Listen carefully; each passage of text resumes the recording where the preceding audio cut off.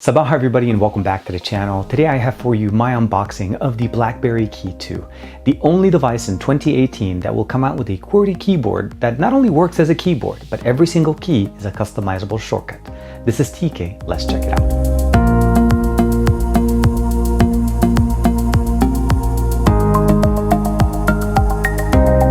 And here we have it. This is the Blackberry Key 1 from last year. This is definitely one of the only devices again of last year that had a QWERTY keyboard. We have a fingerprint sensor that's built into the spacebar that works very nice, and it's customizable. I was in Twitter just a second ago. And here we have the Blackberry Key 2. There's some updated bump and specs as well as some new functionalities. And if you notice right out of the box that they fixed one of the biggest issues that at least I felt like the Key 1 had, and that's the placement of the power button. For some reason or another, it was designed that the power button would be on the left and the volume rocker and the shortcut key on the right, where we now have that all three on the same level, and then there's like a little bit of a textured feeling here on the power button. So we'll get a chance to get that out, but before we go too far, I want to mention to you guys that the Key 1 itself is not too far from what we have with the Key 2. We definitely still have the same screen size. We have an on-screen navigation buttons here that are built into the display, as well as the fact that we can actually use the fingerprint sensor here on the bar, go home, and well, let's go ahead and just go home for now. And then I can use basically the keyboard to be able to swipe right and left, even do swiping on the keyboard. And of course I can customize things all over the place. So let's say here's the G, I can customize it and it'll open up and run a certain specific shortcut for me if I want to. A lot of these things did carry over. Of course we have front-facing camera, single camera in the back, where we do have an update here. The main difference obviously is that we now have 6 gigs of internal RAM built into the device as opposed to the 3 we had with the Key 1. And here we have it, the Key 2 in all its glory.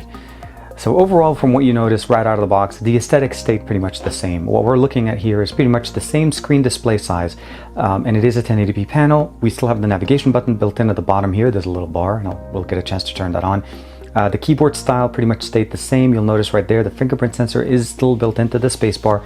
A really good fingerprint sensor here on the Key 1, and I'm hoping to see basically some of the improvements we saw there.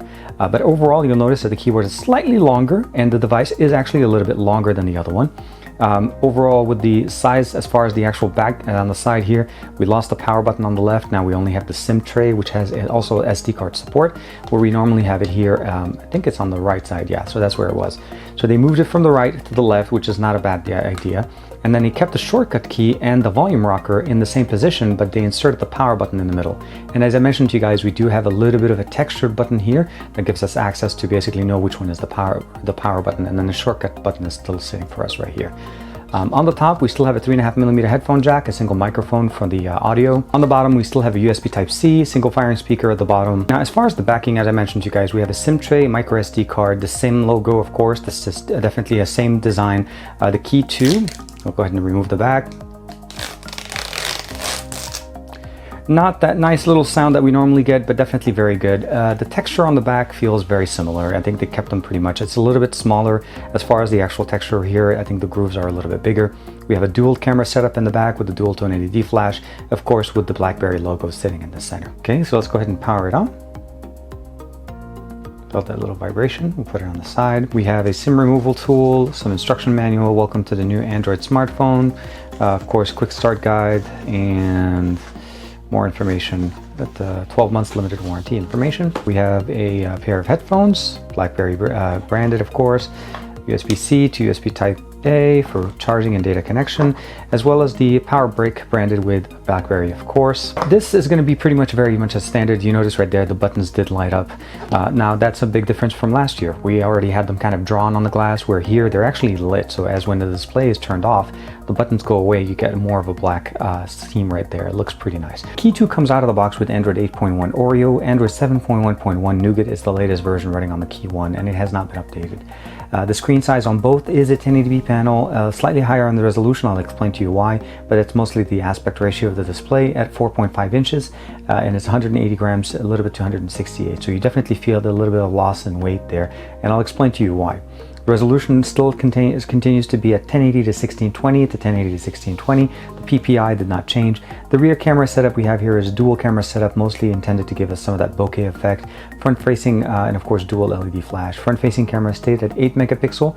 The chipset did get updated from the Snapdragon 625 to the Snapdragon 660.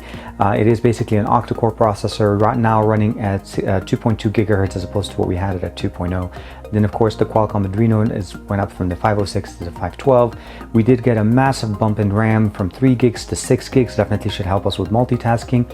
But we did get a drop in battery size, which kind of attributes to the loss in weight as well. So we went from a 3500 milliamp battery to a 3360. Not a massive drop, but it's still a drop.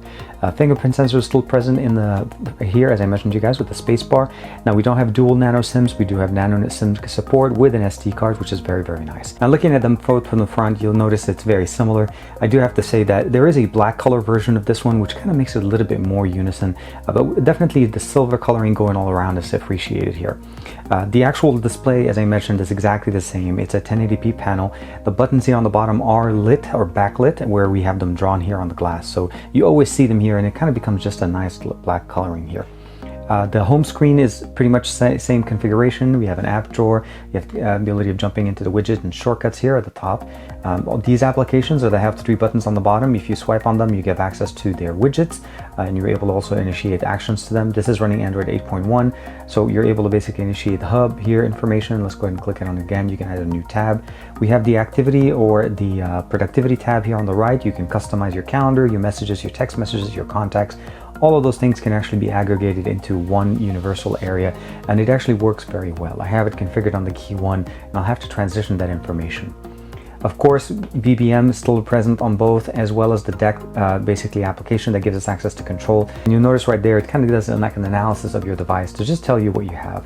The same thing here. I'm just going to go ahead and skip, say allow, and it'll run an analysis of the device. Again, this is brand new, nothing is loaded. We have 64 gigs of internal storage, and all the other shortcuts, of course, for check battery level, check data usage, permissions, and configuration is basically the powerhouse of what you get with this device. Android by default has a lot of functionalities as what you can control things, but they're generally not present in one area. And BlackBerry, with the BlackBerry options and the additions that they have here on Android 8.1, they've definitely improved that. You notice the buttons kind of disappear and they come back when you need them. You're still able to use this as kind of like a mouse pad, and then you're able to configure it. The other thing that we'll notice right here is we do have a shortcut for the microphone that's still present here, but now we have the universal app button that gives us access to be able to customize all of our little shortcuts on the keyboard. So if you press it on it, you're actually able to go in and customize them, and then so press and select. So it's a 2-button kind of configuration, so you press and hold until you're initiated, as opposed to just press and holding and doing one finger options here. I think overall it looks pretty good. Let's look at the camera application. If I'm not mistaken, it'll go ahead and say skip. So it does change. Now we do have that optical zoom. Since we're using the 2 lenses, we have the 1 plus 2. So let's go ahead and go 2, definitely. And it's using the secondary lens. So the secondary lens is more of a telephoto lens, giving us access to that bokeh effect. We have slow motion, panorama, scanner, portrait, photo, and video. Of course, we have the different effects that we're going to go here, and then we'll do an audio quick video playback. You have the ability of going for 4:3, 16:9, 1:1, or 3:2. So let's go ahead and 16:9. And then I'm going to go ahead and keep it that HDR is on, flash is on, and I'm going to go ahead and switch over to video, and we'll do a quick video sample, front-facing and back-facing camera. Go ahead and switch over to the back-facing sensor, just doing a quick audio sample. Again, I'm keeping it at 1080p just to stay kind of consistent with the rest of the video. Again, it does have enhanced image stabilization, so we should be able to get a good, smooth image, specifically out of the back-facing sensor. And I kept it at 16:9 aspect ratio just to kind of match, again, the rest of the timeline. Went ahead and switched over to the front-facing sensor, and I'm keeping it again at 1080p 30 frames per second. That is the maximum you can get with the front-facing sensor. The back sensor can go up all the way to 4K at 30 frames per second, but again, I wanted to keep it consistent. Hopefully this is a good representation of the audio, and the video shows up directly out of the Key 2, built in with the native application. So I'm not customizing anything. This is just turning it on and recording. So here's real quickly a quick audio sample of the bottom firing speaker. Again, this is a mono firing speaker. So this is an NCS song called Def Key Invincible by NCS Release.